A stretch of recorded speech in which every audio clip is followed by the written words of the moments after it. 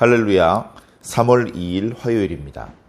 마태복음 19장 13절에서 22절까지 말씀을 먼저 읽겠습니다.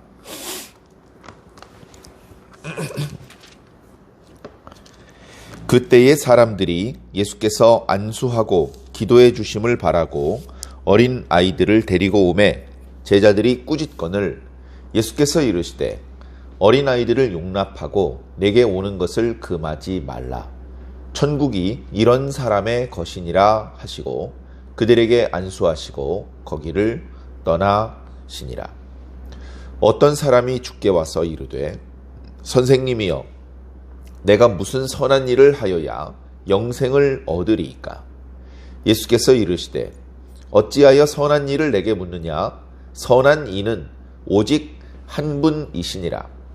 네가 생명에 들어가려면 계명들을 지키라. 이르되 어느 계명이오니이까? 예수께서 이르시되 살인하지 말라, 간음하지 말라, 도둑질하지 말라, 거짓 증언하지 말라, 네 부모를 공경하라, 네 이웃을 네 자신과 같이 사랑하라 하신 것이니라.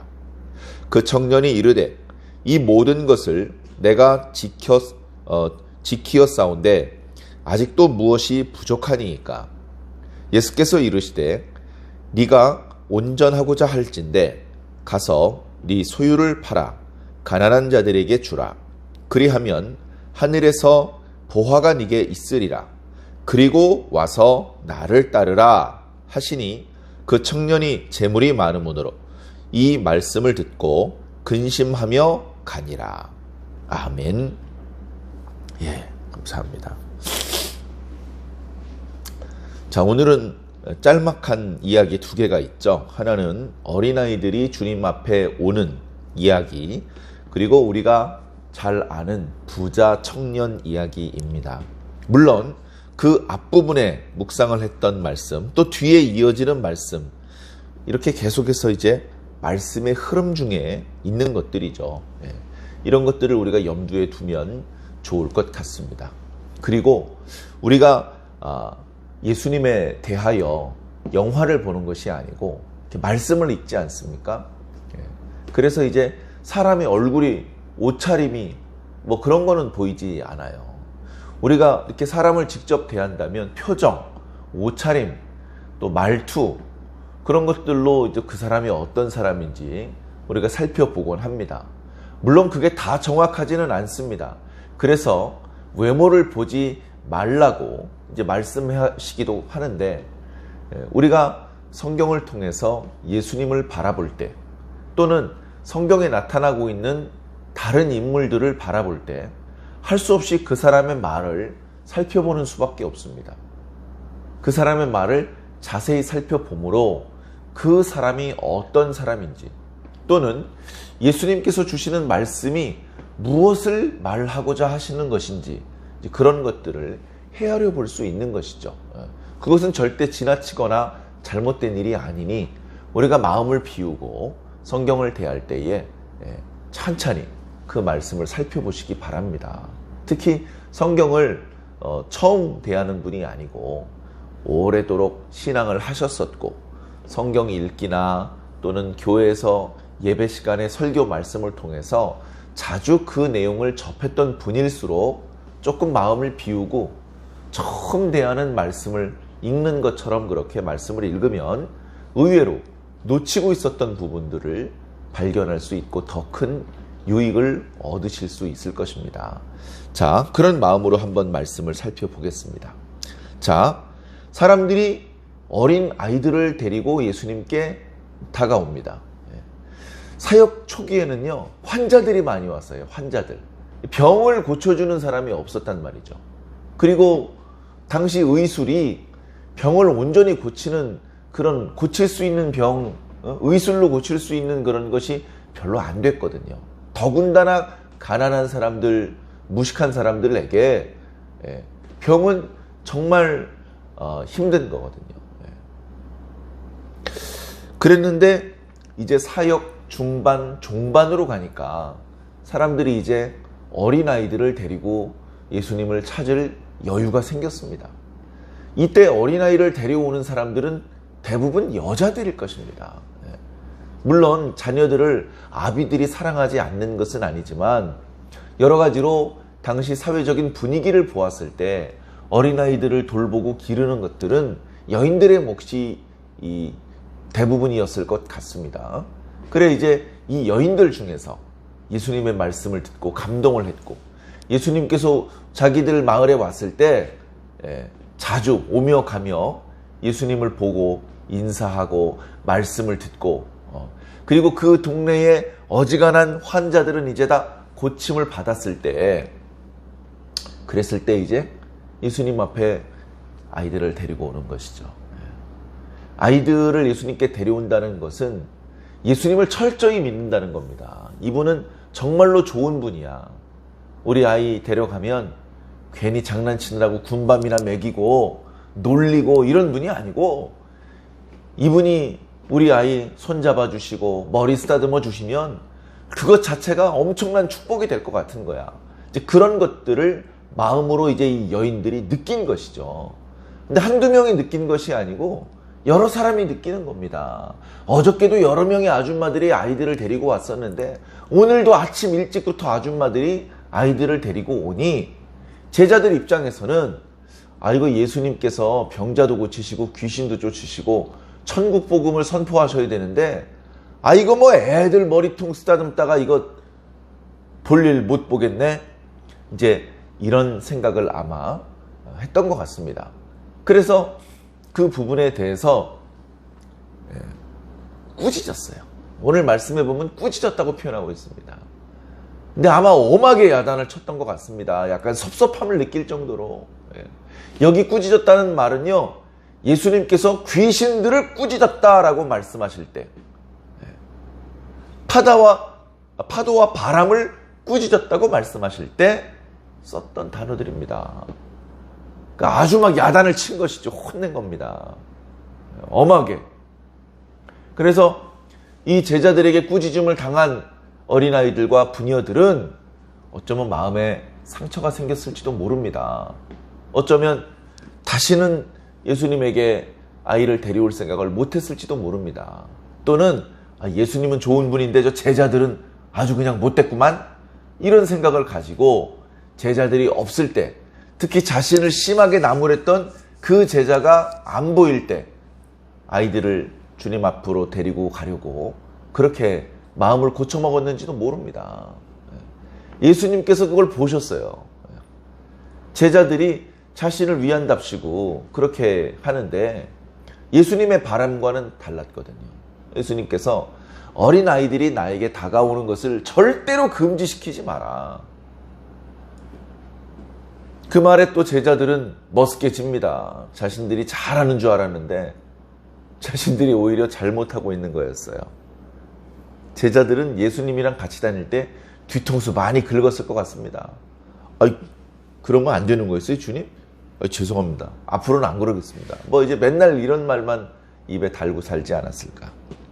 그러면서 주님께서 말씀하시기를, 왜 어린아이들이 자신에게 오는 것을 용납하고 금하지 말아야 되느냐? 그 이유는 천국이 바로 이런 사람의 것이기 때문이다. 천국이 바로 이런 사람의 것이기 때문이다. 이런 사람이 어떤 사람입니까? 이제 어린아이죠, 어린아이. 지난 18장 말씀 앞부분에서도 제자들이 서로 자기가 크다, 우리 중에 누가 더 큽니까?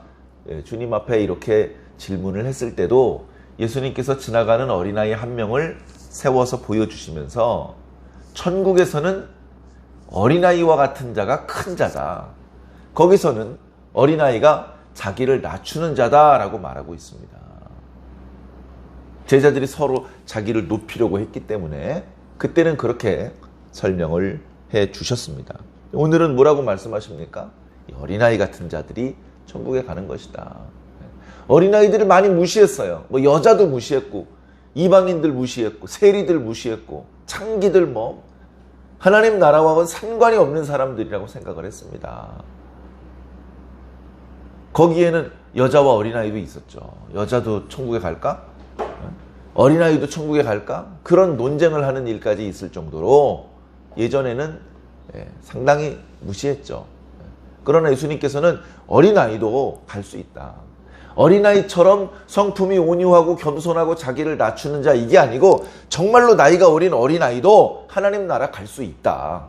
이 어린아이도 천국의 일원이다. 당당한 교회 구성원이다.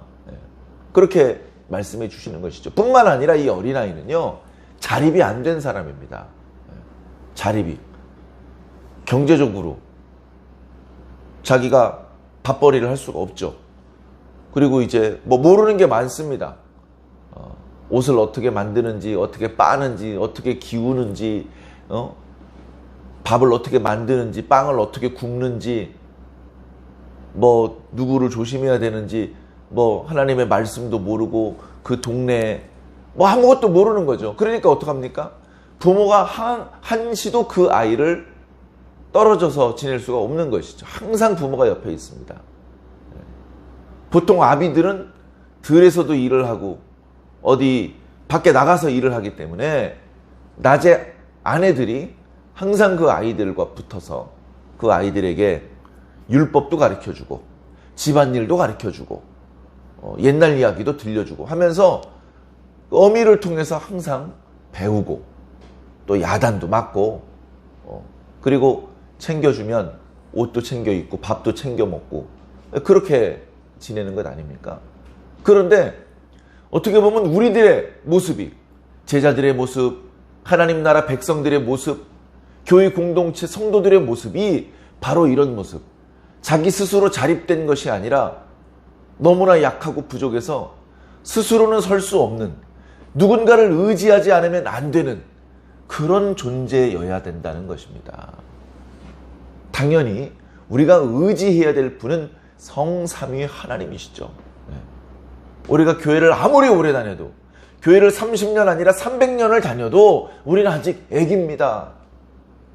300년 동안 말씀을 듣고 읽고 했더니요, 이젠 설교 말씀 안 들어도 될 것 같습니다. 이젠 하나님께서 그렇게 저를 보살피느라고 고생하지 않아도 될 것 같습니다. 저 이제 그냥 혼자 다녀도 될 것 같습니다. 택도 없는 말씀입니다. 우리는 영원히 애기고, 세상은, 우리를 대적하는 마귀는, 죄는 우리가 이기기에는 너무 강합니다. 우리는 항상 예수님의 이름을 불러야 됩니다. 우리는 항상 그분의 옷자락을 놓으면 안 됩니다. 그분의 손을 놓으면 안 됩니다. 한순간도 한눈 팔면 안 됩니다. 그 정도로 우리는 연약한 존재입니다. 그 정도로. 그것을 알아야 됩니다. 내가 나이가 50이 넘었는데, 내가 얼마나 운동을 많이 했는데, 내가 얼마나 공부를 많이 했는데, 내가 얼마나 저금을 많이 했는데, 그 다 소용없습니다. 그걸로는 죄를 이기고 스스로 천국에 갈 수 없습니다. 우리 스스로의 힘으로는 하나님 나라로 한 걸음도 갈 수가 없습니다. 그런 영적인 현실을 빨리 인정하고 날마다 주님을 의지해야 됩니다. 누구든지 주의 이름을 부르는 자는 구원을 받으리라. 구약 성경에 그렇게 말씀하신 것이 무엇입니까? 주의 이름을 부르지 않고 주의 도움을 받지 않고 구원받고 하나님 나라 갈 자가 없다는 겁니다. 자, 이어지는 부자 청년의 이야기가요, 이 어린아이들을 예수님께 데려오는 이 이야기하고 전혀 동떨어진 이야기 같은데, 크게 보면 한 줄기로 이어지는 말입니다. 누가 하나님 나라 갈 것이냐, 누가. 어린아이 같은 자들이 가고 이 부자 청년 같은 자는 못 간다는 겁니다. 근데 이 부자 청년이 정말 엉터리고 애초에 글러먹은 자냐? 그런 건 또 아닌 것 같아요. 그래도 나름대로 하나님 나라에 대한 관심이 있는 청년이고, 그리고 오늘 예수님 앞에 큰 소리 친 것처럼 완벽하지는 않겠지만 그래도 나름대로 당시 사람들에 비하여 율법을 지키려고 노력을 한 착한 청년이죠. 괜찮은 청년 중에 한 명이었을 것입니다.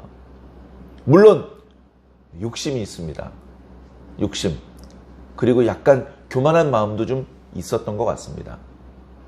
그래, 예수님 앞에 옵니다. 보통 예수님 앞에 잘 안 가요. 예수님 앞에 가도 이렇게 논쟁을 하러 가거나 그냥 아무 말 없이 예수님께서 하시는 말씀을 들으려 가거나 뭐 이런 건데, 예수님께 와서 자기가 먼저 말을 꺼내는 사람은 드뭅니다. 그 예수님 앞에 이 청년이 왔습니다. 선한 선생님이시여, 영생을 얻으려면 어떻게 해야 됩니까? 어떤 선한 일을 해야 됩니까? 어떤 계명을 지켜야 됩니까?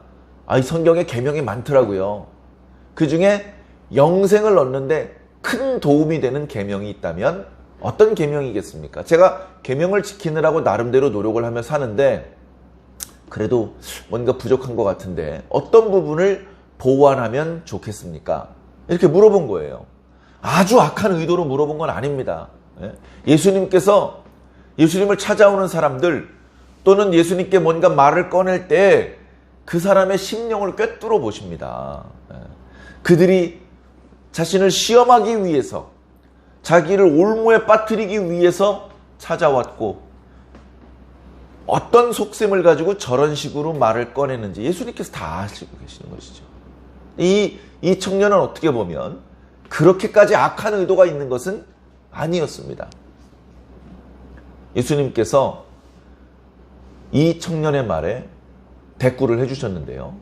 이 청년이 어떻게 말을 꺼냈는지, 예수님께서 어떻게 대꾸를 해주셨는지 자세히 살펴보면 청년의 어떤 것들이 문제가 있는지, 또 예수님의 말씀 속에 우리가 무엇을 배울 수 있는지 찾아볼 수 있을 것 같습니다. 자, 청년이 첫 마디가 이렇게 꺼냈습니다. 선생님이여, 내가 무슨 선한 일을 하여야 영생을 얻으리이까? 여기에 대해서 예수님은 이렇게 대답하셨습니다. 선한 일을 내게 묻느냐? 선한 이는 오직 한 분이시니라. 네가 생명에 들어가려면 계명들을 지키라. 너무 평이한 말씀 같잖아요. 자, 그런데 이런 겁니다. 이 청년은 율법을 지켜야 영생을 얻는다라고 생각을 하고 있습니다. 아주 틀린 말은 아니죠. 자, 그런데 영생을 얻는 것으로 생각을 했습니다. 이 청년은 뒤에 나오지만 소유가 많습니다. 재물이 많아요. 영생을 자신 재산 목록의 하나로 생각을 하는 겁니다. 늘 생각을 저거 가지고 싶다. 저거 내 거로 만들어야지. 이런 생각을 가지고 살았다는 것이 예수님에게 찾아와서 첫 마디를 꺼낼 때 벌써 나타나는 것이죠. 저 영생을 얻고 싶습니다. 영생이라는 것을 내 것으로 만들고 싶습니다. 영생을 내가 소유하고 싶습니다. 그런 생각을 가지고 있는 것이죠. 예수님께서는 생명에 들어가려면 이라고 표현을 바꾸셨습니다. 이 생명은, 이 영생은 소유하는 게 아니야. 이거는 그 속에 들어가는 거야. 그래서 제가 종종 말씀드리죠. 영생은 천국의 또 다른 표현이라고요. 전혀 다른 양상이잖아요. 천국은 국가인 것 같고 뭔가 영역이 있는 것 같고 그 안에 들어간다, 나온다, 또는 거기에 소속이 되었다, 소속이 안 되었다, 이제 그런 의미가 더 어울릴 것 같고, 영생은 좀 다른 성격의 말씀인 것 같은데 결국은 같은 것이라는 겁니다. 하나님의 말씀을 듣고 하나님께 순종하고 하나님의 세계로 들어가는 것, 그게 생명에 들어가는 거예요. 하나님의 나라에는 생명이 아닌 것이 없습니다. 하나님께는 생명만 있습니다. 하나님 가까이에는 죽음이 없습니다. 죽어야 되는 존재는 하나님 나라 밖에 나가서 죽어야 됩니다. 그래서 생명은 얻는 것이 아니고 들어가는 것입니다. 그리고 그 생명은 율법을 지킴으로 얻는 것이 아닙니다. 물론 율법을 지켜야 되죠. 근데 근본적으로 뭐냐? 하나님께 관심을 두어야 됩니다. 자, 이 부자 청년의 관심 첫 번째, 율법. 영생을 얻으려면 율법 지켜야 돼. 조금 뭔가 부족한 것 같아. 저기 율법 잘하는 선생님이 있다는데 저 선생님한테 약간 조언을 들으면 도움이 될 것 같아. 그리고 두 번째, 예수님. 예수님께서는 아니, 너의 모든 관심사를 하나님께 돌려라. 선하신 분은 오직 한 분뿐이다. 이 말은 예수님 자신이 선하지 않다라는 말씀을 하려는 것이 아닙니다. 잘못된 곳에 꽂혀 있는 이 부자 청년의 시선을, 관심을 하나님께 돌리는 겁니다. 야, 하나님을 바라보아. 하나님이야, 하나님.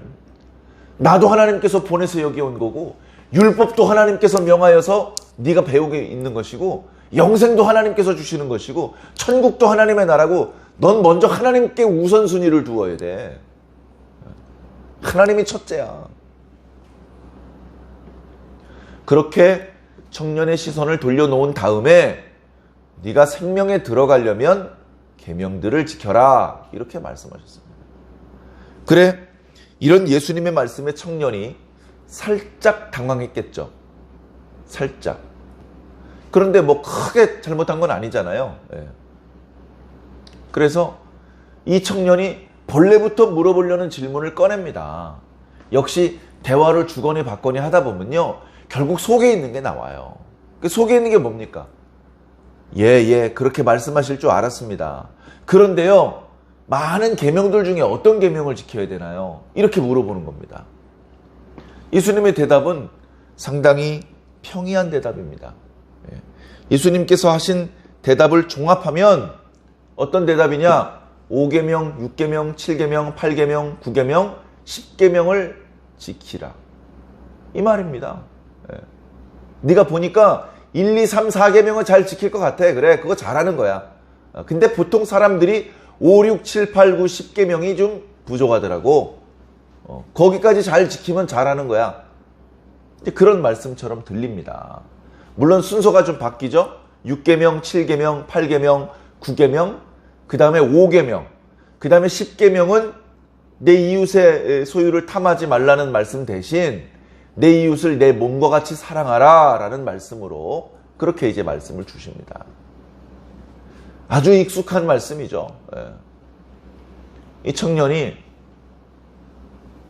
이제 자신감이 붙었는지, 주님, 그런 계명이라면 제가 지키고 있습니다. 다른 성경의 말씀을 보면 제가 어려서부터 그 말씀을 지켰습니다. 이렇게 큰 소리를 치는 모습이 있습니다. 그런데 아직도 부족한 것이 있습니까?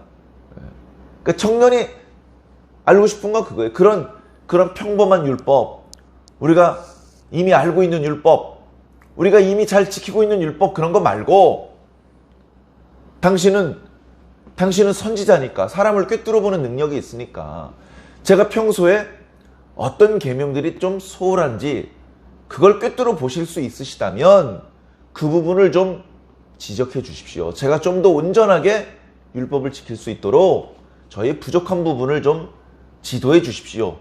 좋게 해석하면 이제 그런 의도입니다. 그런데 예수님께서는 그렇기 때문에, 그 청년이 가능성이 있는 청년이기 때문에 예수님께서도 본심을 뒤에 이제 이야기를 하시는 것이죠. 그래, 율법들을 그렇게 잘 지키고 있다고? 잘하였다. 그거 진짜 잘하는 거야. 그런데 네가 정말로 온전해지고자 한다면 이런 계명을 지켜라, 이게 아니고 네 소유를 다 팔아라. 그리고 가난한 사람들을 구제해 주어라. 그렇게 한다면 네 보물이 땅에서는 없어지겠지만 천국에서는 네 보물이 많게 될 것이다. 그렇게 한 이후에 나를 따르라. 자, 이 말씀을 이제 오해하시면 안 됩니다.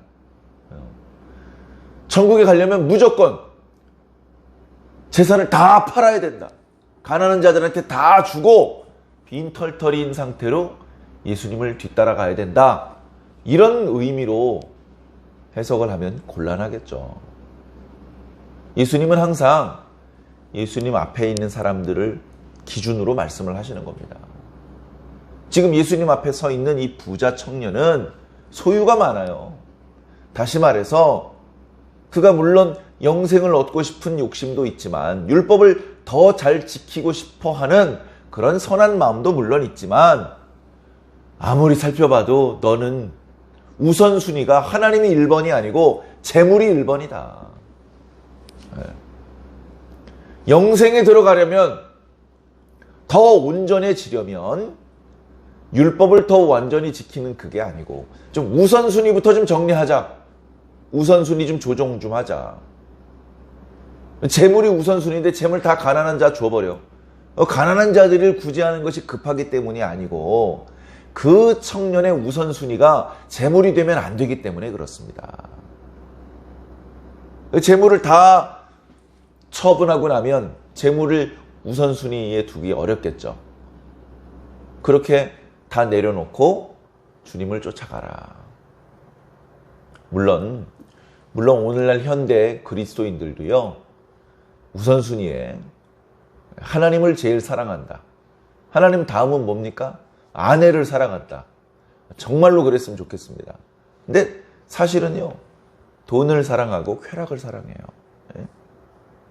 사도 바울 그 데살로니가 말씀에 경고하셨던 것처럼 자기를 사랑하고 돈을 사랑하고 쾌락을 사랑하기를 하나님 사랑하는 것보다 더하는 시대가 오늘 우리들의 시대 아닙니까? 돈에 대한 욕심, 돈에 대한 그 우선순위, 우리가 땅을 밟고 육체를 입고 있는 동안에 결코 무시할 수는 없어요. 돈을 계속 벌면서 경제생활을 해야 됩니다. 그러나 주님 분명히 말씀하셨죠. 네 물질이 있는 곳에 네 마음이 있다. 그래서 10의 1조는 하나님 앞에 드리라. 솔직히 10의 1조 온전히 드리는 성도가 우리나라에 얼마나 됩니까? 우리나라 인구 5천만 중에 1200만이 기독교인이다. 교회가 덕스럽지 못하게 할 때 기독교 인구가 1000만에서 800만 이렇게 떨어졌다. 뭐 그런 얘기를 하는데요. 1000만이라고 치고 그 1000만 기독교인들 중에 몇 명이나 온전한 11조를 하나님 앞에 드리고 있습니까? 1000만의 10분의 1인 100만 명이라도 100만 성도라도 온전한 11조를 하나님 앞에 드리고 있습니까? 제가 교회 재정을 전문으로 그렇게 사역을 하지는 않았지만 교회 성도가 1000명이면요 100명도 11조를 온전히 바치지 못하는 어떻게 보면 충격적인 그게 현실이라고 그러더라고요. 사랑하는 성도 여러분, 하나님 앞에 드릴 걸 드려야 됩니다. 인색하게 아깝게 생각하지 마시고요. 그거 원래 하나님 거니까 원래 하나님 거 하나님께 돌려드린다. 그렇게 생각하시기 바랍니다. 하나님 앞에 드리면 더 많이 얻는다. 그렇게 믿고 10분의 1 정도 드려도 죽지 않는다. 크게 어려워지지 않는다. 그렇게 믿고 이렇게 미뤄놨다 나중에 한꺼번에 드리려고 하지 말고 항상 좋은 일이 있을 때마다 하나님께 먼저 감사하는 그것이 습관이 되시기 바랍니다. 그렇게 할 때 교회가 경제적으로 안정되는 이게 문제가 아니고요. 내 마음이 하나님의 우선순위가 된다니까요. 하나님이 1순위가 돼요. 1순위. 그게 중요한 겁니다. 하나님이 1순위가 안 됐는데 천국에 갈 수 있다? 그 되겠습니까? 되면 좀 이상하지 않겠습니까? 난 사실 돈이 1순위인데 하이 천국에 왔네. 이게 되겠습니까? 돈이 1순위인데 세리가 그 꿀 직장을 버리고 예수님을 뒤따르겠습니까? 금을 버리고 배를 버리고 예수님을 뒤따르겠습니까? 아무것도 버리지 않은 채 예수님을 뒤따르려고 하면 결정적인 순간에 예수님을 버릴 수밖에 없습니다. 뭔가는 버려야 돼요. 그물을 버리든지 예수님을 버리든지. 그물을 버리지 못하고 예수님을 버리는 사람 많이 봤습니다. 사랑하는 성도 여러분, 우리는 나름대로 주님을 잘 섬기려고 했는데 결국 근심스러운 표정을 짓고 주님을 버리고 떠나는 이 부자 청년처럼 되지 마시고요. 어떻게든 예수님한테 가까이 가려고 노력하는 이 부녀들, 이 어린아이들처럼 되시기 바랍니다. 예수님 앞에서 자기가 잘하고 있는 것을 늘어놓을 시간이 있으면 예수님 앞에 머리 숙이세요. 그래, 안수라도 받죠. 사랑하는 예수님, 정말로 사랑한다면 날마다 예수님의 이름을 부르고 날마다 예수님의 말씀을 듣고 읽고 실천하고, 그게 진짜 예수님 사랑하는 것 아닙니까? 지난주 주일날 말씀 묵상했던 것처럼 좀 예수님은 조용히 좀 계세요, 이렇게 말한다면 그것은 예수님을 사랑하는 것도 영접한 것도 구주로 모신 것도 아니고 아무것도 아닌 것이죠. 예수님, 빨리 저한테 필요한 것들을 가르쳐 주시고 각자 갈 길 갑시다, 이거는 나쁜 놈입니다. 예수님을 정말로 알아보았다면 만사 제치고 예수님 뒤를 따라가야죠. 예수님보다 더 급한 게 어디 있습니까? 예배를 드리는 일보다, 말씀을 듣는 일보다 더 급한 일이 어디 있어요? 몸이 아프고 바쁜 일이 있고 가족들 중에 이해 못하는 사람이 있고 경제활동에 이렇게 시간이 겹치고 여러 가지 어려움이 있을 수 있죠. 예전에 주일 예배를 도저히 참석할 수 없는 사람은 주일 저녁 예배라도 오더라고요. 주일 저녁에도 시간이 안 되면 월요일날 새벽 예배를 오든지 수요일 저녁 예배를 오든지 하더라고요. 정말로 주님이 1순위인데 정말로 피치 못할 사정이 생겨서 주일 예배를 만약에 못 온 것이라면 어떻게 수요일도 안 올 수 있고 그 다음 주일도 안 올 수 있고 무슨 일이 있었는지 연락도 없을 수 있나요? 1순위인데 예수님이 우리가 무엇을 1순위로 살고 있는지 진지하게 생각을 해보아야 됩니다. 하나님, 예수님, 성령님이 1순위가 아니라면 그런 사람은 하나님 나라 가기 조금 곤란하죠.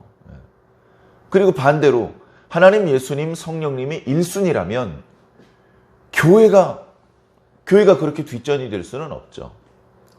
우리 각자의 신앙, 우리 각자 섬기고 있는 교회를 한번 생각해 보시기 바랍니다.